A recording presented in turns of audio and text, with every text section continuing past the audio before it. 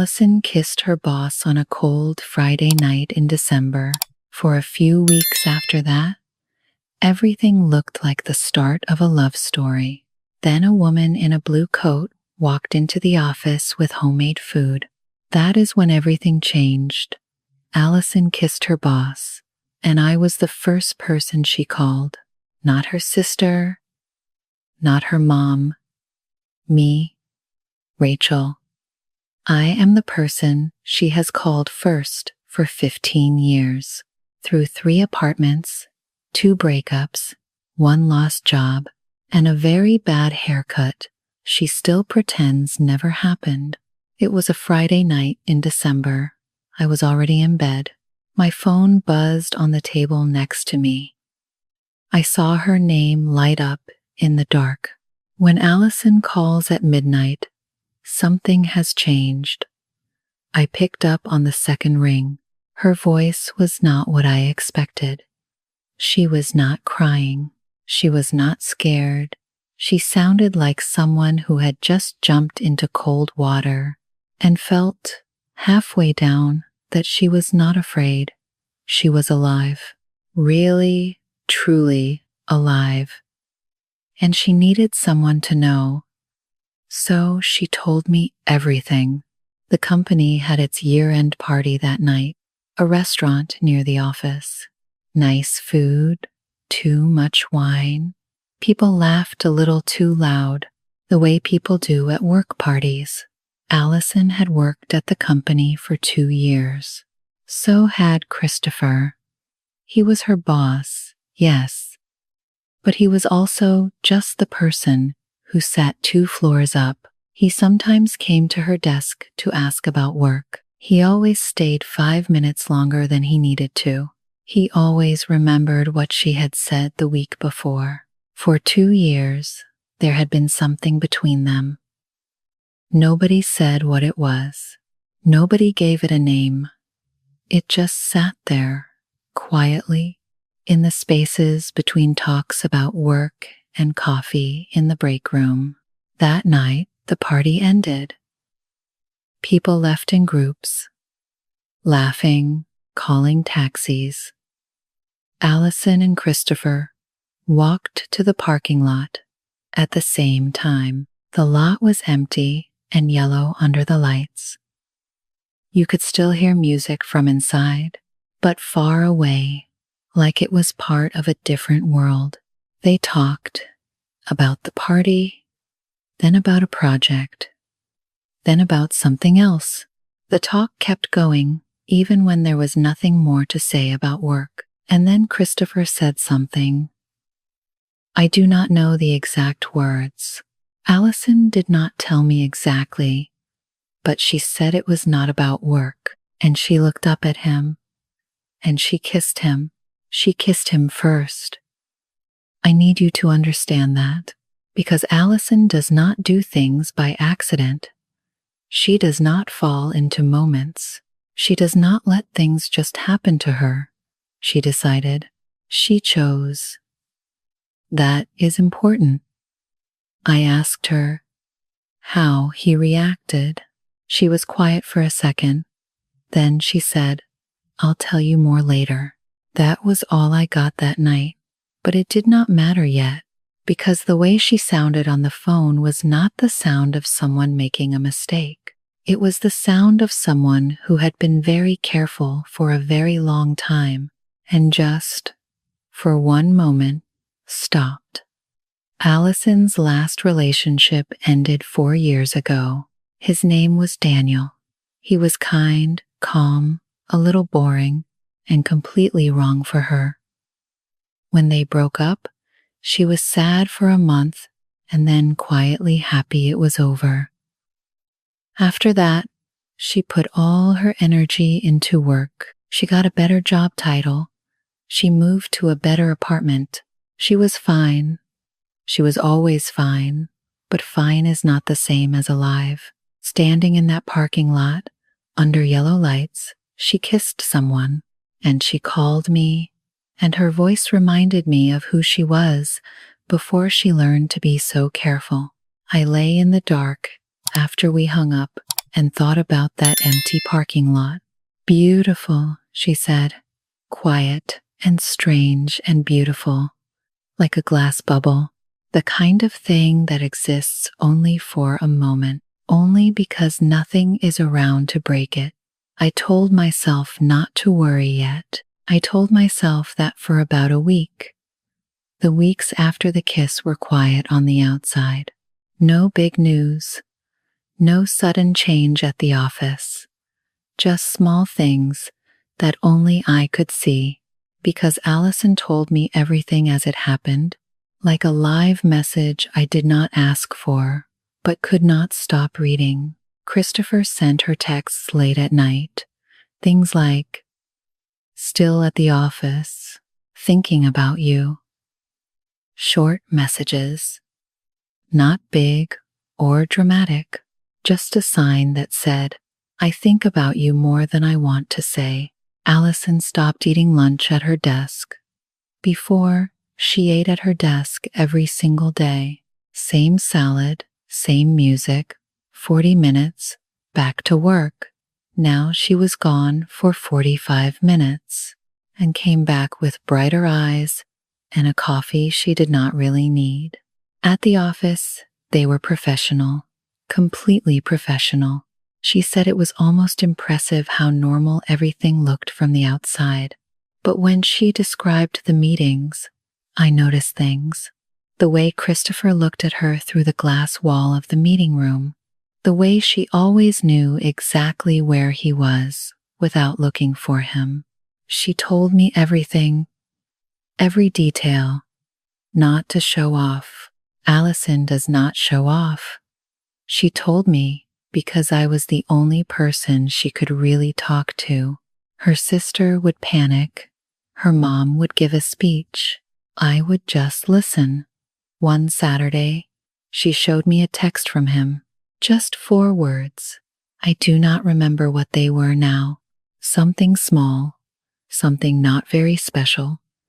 But Allison held her phone and looked at those 4 words with the face of a 17-year-old girl, and my heart dropped about 2 floors. I watched her and I thought, this is beautiful. And then, right away, this is going to hurt. Christopher told her about his marriage. He and his wife had not shared a bedroom for more than a year. He said they were just waiting for the right time to talk to lawyers. He said he did not want to hurt anyone more than he had to. He said everything carefully, and Allison believed him.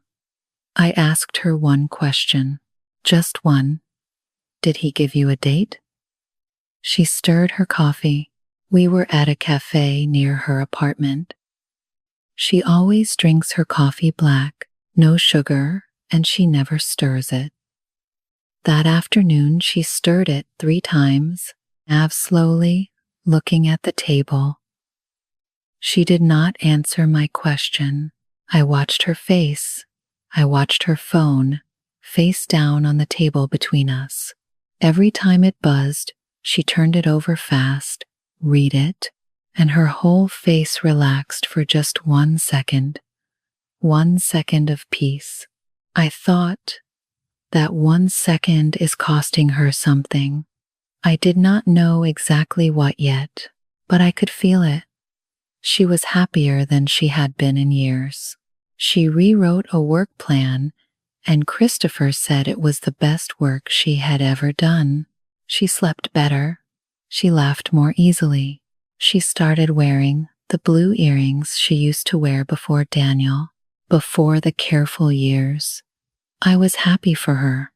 I really was. I am not a bad friend. But I was also watching very closely because Christopher had not changed one single thing about his real life, not one thing. And Allison was changing everything about hers. Every day, quietly, without even noticing. And that gap, the space between what he was doing and what she was becoming, kept getting bigger. I noticed. You can notice too. Allison did not. Or maybe she did, and just chose not to look at it. I know which one is more frightening. It was a Wednesday. Allison stayed late at the office. Most people had already gone home. She was finishing something at her desk when she heard the elevator open. A woman walked into the lobby. She was wearing an old blue coat. Her hair was tied back. She looked tired, the way people look when they have not slept enough for a long time. Not one bad night, but many nights, week after week. She carried 2 food containers, the kind you use for homemade food, stacked carefully. She smiled at the person at the front desk. She asked if Christopher was free. He came out from his office. He did not kiss her. He did not hug her, but he smiled. The kind of smile you give someone whose face you have seen every morning for many years. A familiar, quiet, completely natural smile. He took the food containers with both hands. They talked for a few minutes. Then she left. He went back inside. He did not look across the office. He did not need to. Allison was just an employee at her desk. Technically, Allison watched all of this through the glass. She did not tell me that night. She did not call. She did not text. I found out 2 days later from a coworker who said it casually. I called Allison right away. She picked up after 4 rings. She sounded very calm. I asked her about it. She was quiet for a moment. Then she said, "She brought him food, Rachel. Homemade food. In a blue coat." That was all she said. I understood. Not because Christopher's wife was the bad person in this story, but because she was not the bad person. That was exactly the problem. Allison did not fall apart. She did not cry on the phone, or say she hated him, or say she was done. She was just quiet, and the quiet was different from her usual quiet. Her usual quiet is thinking. This quiet was something else, like she had picked up a picture she thought she knew, and turned it over and found a different image on the back. That night at 10 she texted me, "Are you free to talk?" Not a phone call. A text asking first. Allison never does that. She just calls. I called her back right away. We talked for an hour. She did not say much. I did not push.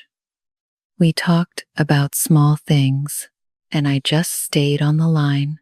When we hung up, I thought about that blue coat for a long time. Allison remembered it too, I knew. Of all the things she could have told me about that afternoon, she chose the coat. Not Christopher's face, not what he said. The coat. When Allison remembers a detail like that, she is not angry. She is trying to understand. She is turning the detail over and over, looking for the piece that makes everything make sense. That is worse than anger. Anger passes. Understanding takes longer, and the food containers, taken with both hands, a gesture so normal, so practiced, that it told its own story. A story that had nothing to do with waiting for the right time to call a lawyer. Rachel, I told myself that night, stay calm. But the gap was getting harder to ignore. 3 weeks passed. Allison and Christopher talked. It was not a fight. Christopher was not the kind of person who raised his voice. He sat across from her and told her the truth. The way you tell someone the truth when you are trying to be good, but cannot quite be brave enough. He said he loved her. He said he had not felt this way in years. He said he needed more time. No date, no plan, just more time. Allison called me that same evening. I listened to everything. I asked a few questions, and then I said the thing I had been trying not to say for weeks. He is not choosing you, Allison. He is keeping you. Silence. Not a short silence, a long one. Then she said, quietly, that I did not understand. She said the situation was complicated. She said it was not simple, that I was looking at it too simply, that I did not know Christopher the way she did. I did not argue. I knew arguing would not help. I said, I know it is complicated. That is exactly why I am scared. She said she needed to think. We hung up. She did not call the next day or the day after. I did not call her either. I wanted to give her space. But every evening I sat in my kitchen with my phone on the table and waited. I made a cup of tea at 7. I did not drink it. I made another one at 8:30. I did not drink that one either. 2 cold cups of tea on my kitchen table and the phone completely quiet. We did not speak for a week, 1 full week, 15 years of being friends, and a whole week of silence. I counted every day.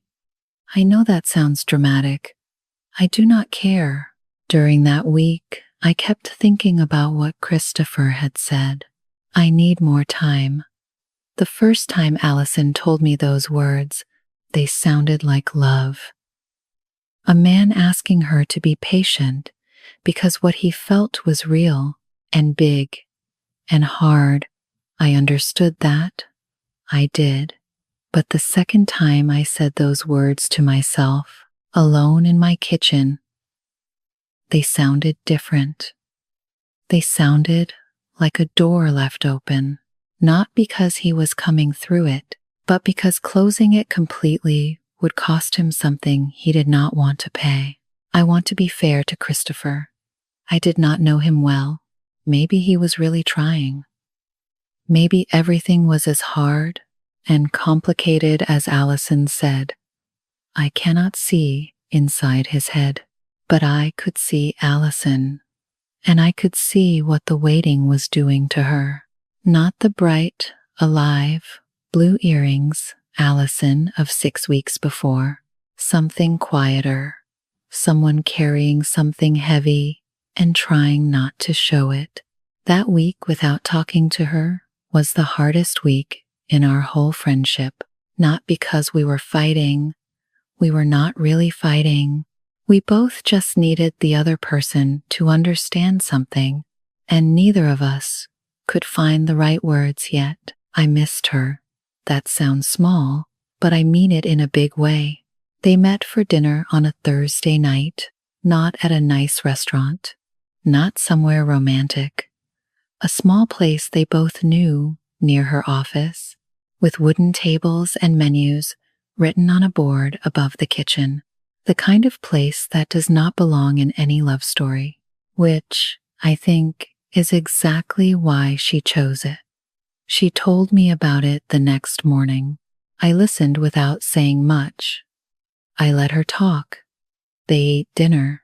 They talked normally about work things, about small things, easy talk, the kind that comes from 2 years of knowing how the other person thinks. And then Christopher said something Allison did not expect. He said, I am afraid, Allison, not of my wife, of myself. I do not know if I am able to not hurt you. He did not ask for more time. He did not make another promise. He just told the truth about himself, one honest sentence about his own limits. Allison sat with that for a moment. Then she said, I know. I think I have known for a while. They finished eating. They paid the bill. They walked out into the cool night. Christopher asked, Are you okay? She said, Not yet, but I will be. That was the last time they spoke that way. When Allison told me this part, her voice was quiet. Not sad, exactly.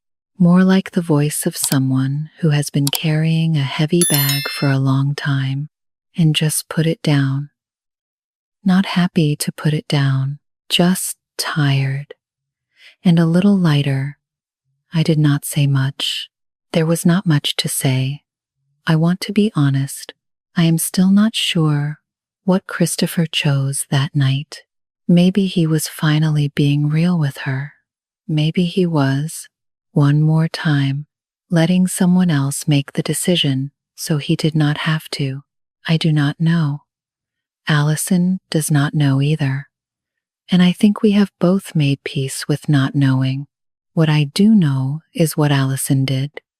She heard a man tell her the truth about himself, about his fear, about his limits, and she decided that was enough. She did not need him to be the bad person.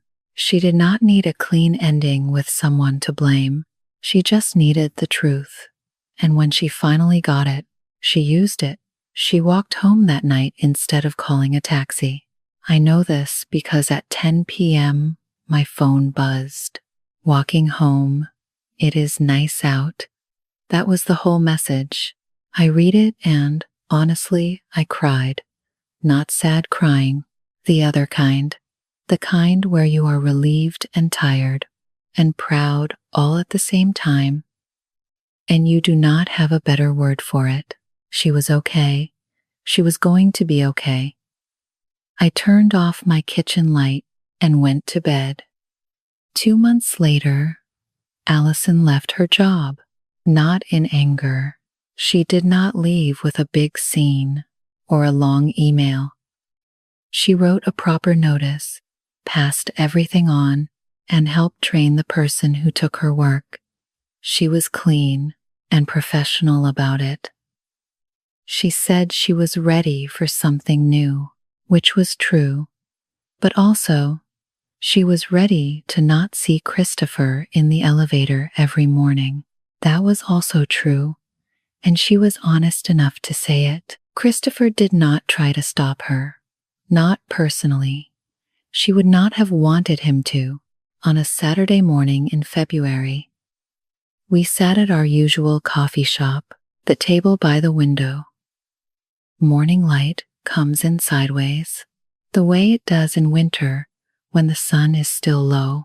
Hot coffee. A plate of pastries between us.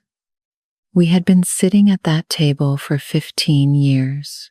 Different problems, different winters, same table. Allison looked good, not the kind of good where someone is trying too hard to show you they are fine. Actually good, clear eyes, easy shoulders, present. We talked about nothing important for a while. Then she said something. I am not going to repeat it exactly the way she said it, because it was hers, and some things belong to the person who says them. But what she meant was this. She was not okay in the way that means nothing happened. She was okay in the way that means something happened. It mattered. It cost her something real, and she was carrying it, and she was fine with carrying it. She did not regret the kiss. She did not regret any of it. She only regretted the week she did not call me. When she said that, I looked at her for a second, and then I said something that was a joke and also not a joke at all. She laughed. The real laugh, the one that sounds a little too loud for a quiet coffee shop. We drank our coffee. I watched her stir it once, slowly, and then put the spoon down. She never stirs it, but once is okay. Once is just once. I do not know if Allison did everything right. I am her best friend, not her judge. I was scared for her for months. I was frustrated.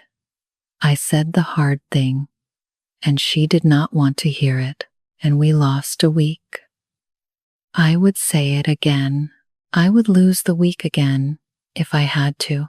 What I know is this. She went through something real.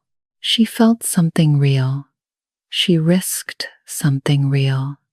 And she came out the other side still herself, still knowing who she is, still sitting across from me at the same table, by the same window, with the same morning light. That is not nothing.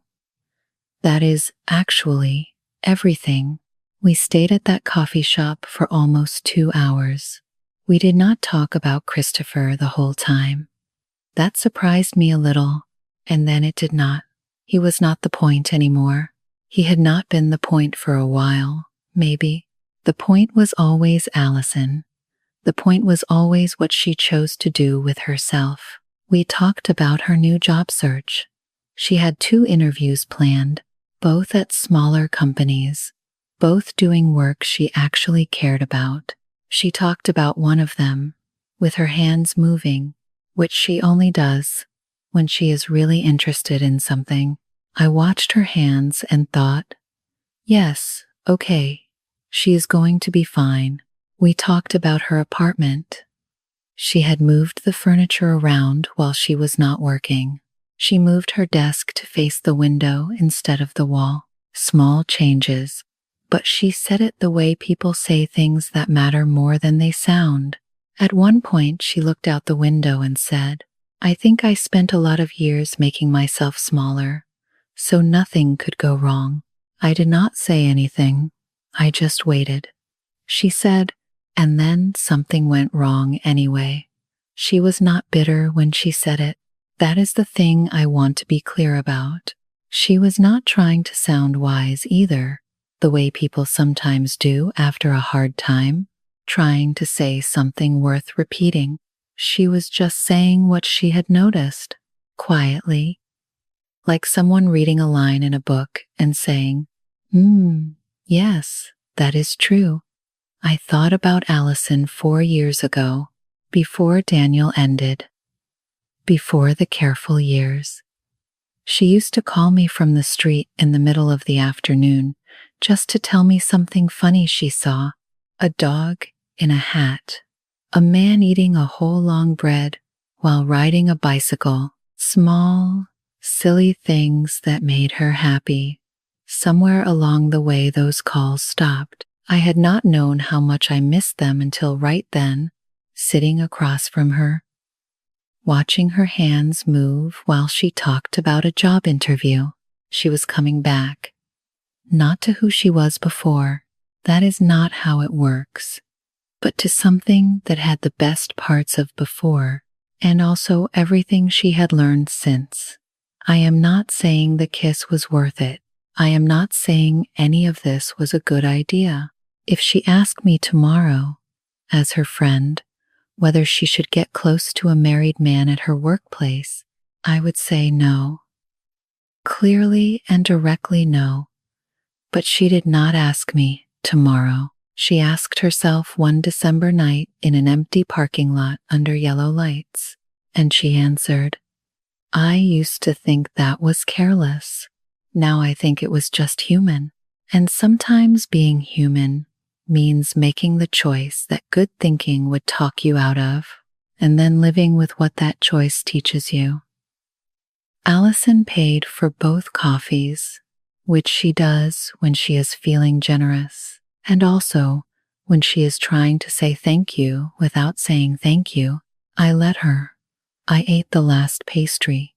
She did not try to take it from me, which means she really has changed. We walked out into the February morning, cold, bright, the kind of day that feels clean. She pulled her coat tighter and said she was going to the bookshop down the street. I said I had things to do. We hugged on the street. She walked away, and I stood there for a second watching her go. Blue coat, hair loose, walking like someone who knows where she is going, even if she does not know exactly what is waiting when she gets there. I walked home the long way. I thought about that parking lot again. Yellow lights, glass bubbles, a moment that was only possible because it was so easy to break. I used to think the fragile parts were a tragedy. Now I am less sure.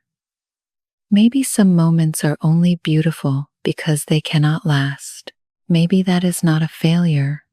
Maybe that is just what certain kinds of beauty cost. I do not have a clean answer. Allison does not either. We are both fine with that. She texted me that evening. Just a photo. A book she bought. The cover bright orange. A title I did not know. No message. Just a photo. I sent back a question mark. She sent back a laughing face. I put my phone down and smiled at nothing in particular. She was okay. We were okay. That is enough.